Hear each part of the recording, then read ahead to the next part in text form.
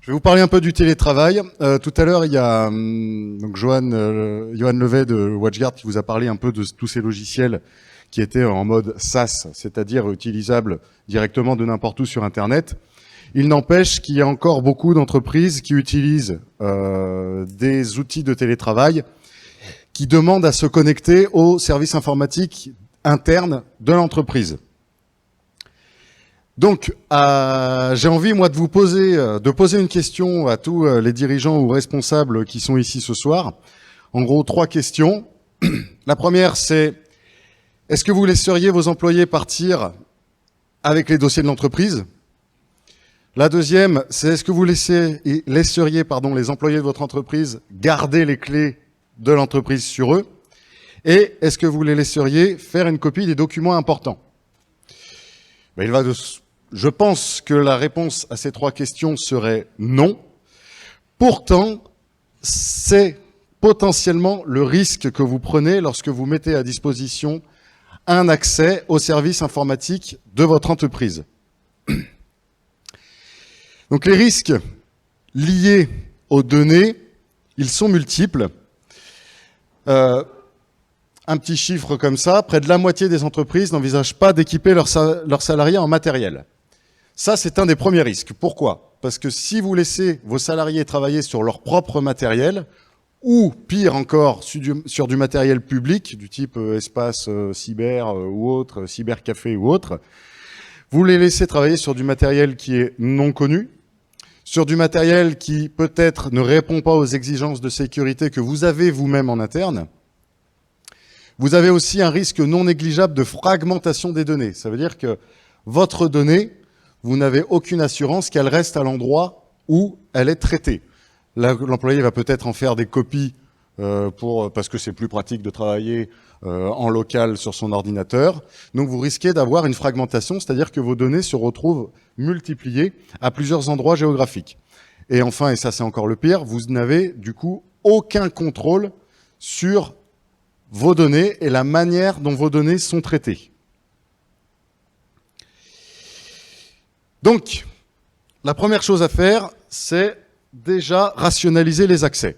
Permettre l'accès depuis l'extérieur, c'est donner une partie des clés à vos employés. Le but, j'insiste bien sur une partie des clés. On ne va pas leur donner les clés de la boîte en entier. Donc, il faut rationaliser les accès et mettre en place des méthodes pour contrôler ces accès.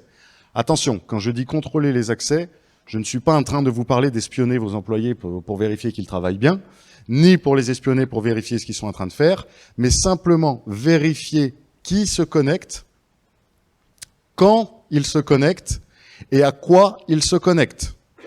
On ne donne pas l'accès à tous les employés alors qu'il n'y en a que la moitié qui sont susceptibles de travailler à distance. On ne donne pas l'accès aux employés de minuit à 23 heures. Ça ne sert strictement à rien. Et enfin, on ne donne pas l'accès aux employés à des ressources auxquelles ils n'auront potentiellement pas besoin d'avoir accès. Je reviens sur un des risques, c'est la fragmentation des données, avec des données qui vont se retrouver en plusieurs endroits et en plusieurs versions. Donc l'intérêt aussi, c'est de centraliser les données. Vous n'avez qu'un poste de stockage des données lorsque vous faites une centralisation des données. Vous n'avez qu'une seule version des fichiers et vous n'avez qu'une seule source des sauvegardes. Si vous permettez aux personnes en télétravail d'emporter avec eux une partie des données, ça veut dire que potentiellement, ils vont créer plusieurs versions de ces données, que peut-être le même fichier va se retrouver sur 3 postes différents parce qu'il a besoin d'être travaillé par 3 personnes différentes, et que donc vos sauvegardes de données, à ce moment-là, elle va être très très compliquée parce que vos données vont se retrouver complètement dispersées à travers, alors peut-être pas le monde, mais au moins à travers la région. Important aussi, lorsque vous mettez en place du télétravail, il vous faut un système d'audit, c'est ce que je disais tout à l'heure, contrôler les accès. Pour surveiller les accès, encore une fois, je ne parle pas d'espionnage, parce que déjà, d'une part, c'est interdit, mais d'autre part, ça n'est pas très moral. Mais surtout, vous êtes prévenu en cas de problème. Vous savez si jamais il y a eu un accès non autorisé à des données, et vous êtes prévenu s'il y a eu une détérioration des données faite par un employé. Encore une fois, c'est lié aussi au camp de ma question de tout à l'heure, de mes questions de la diapo juste avant. Si vous avez, je sais pas moi, Bernard, qui est votre comptable à mi-temps dans l'entreprise et qui travaille que le lundi, le mercredi et le vendredi après-midi, si jamais Bernard se connecte le mardi soir, c'est pas normal. Donc il faut que vous soyez prévenus, parce que ça veut dire que quelqu'un peut-être a piqué le mot de passe de Bernard. Donc c'est très important de mettre en place un système d'audit lorsque vous faites du télétravail. Alors comment donner l'accès en télétravail? Je ne vais pas rentrer dans les détails parce que je n'en ai pas le temps et il en existe plusieurs. Vous avez plusieurs choses. Vous avez déjà le VPN, c'est une solution courante. Attention, le VPN, donc qui permet effectivement de faire un tunnel sécurisé pour donner l'accès à l'entreprise. Attention quand même, encore une fois, à rationaliser cet accès-là, parce que tel quel, un accès VPN vous permet de donner l'accès à l'ensemble du système d'information de l'entreprise. Ça veut dire que la personne pourra se connecter au serveur, mais aussi aux imprimantes, mais aussi peut-être au NAS, etc., etc. Donc là encore, il n'y a peut-être pas forcément besoin de lui donner accès à tout. Il y a également le bureau à distance, qui est très simple d'utilisation et très simple à mettre en œuvre. Ça a été une des solutions les plus privilégiées lors des premiers confinements, parce que c'est arrivé un petit peu comme ça, comme un cheveu sur la soupe, et qu'on a choisi la facilité. Attention, c'est hautement visible sur Internet. Dans tous les cas, ces accès doivent être réfléchis et sécurisés au maximum. Et n'ouvrez pas tout en grand. Ça, c'est très important. N'ouvrez pas toutes vos portes. Quand vous ouvrez une porte sur Internet, elle est visible, cette porte. Ça, c'est pas des images que j'ai collées les unes aux autres. C'est simplement une recherche que j'ai faite sur un site spécialisé, sur un port en particulier, et je l'ai filtré dans un pays en France. Ça, c'est pas des photos, c'est des captures d'écran de serveurs qui sont disponibles directement sur Internet. J'ai choisi que la première page, mais des pages, j'en avais plein. J'ai 1109 résultats en images. J'en ai à peu près 70 000 sans images. Donc, vous êtes visible sur Internet quand vous mettez à disposition une ressource. Donc là, on voit tout simplement des captures d'écran d'écran de connexion sur des serveurs Windows qui ont été mis à disposition en bureau à distance. Donc, encore une fois, rationaliser et sécuriser les données, c'est très important lorsque vous allez mettre en place du télétravail. Du coup, je vais parler un petit peu des bonnes pratiques.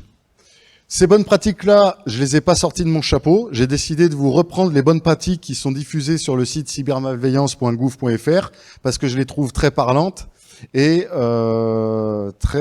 assez faciles à mettre en place et à comprendre. La première, c'est définissez et mettez en œuvre une politique d'équipement des télétravailleurs.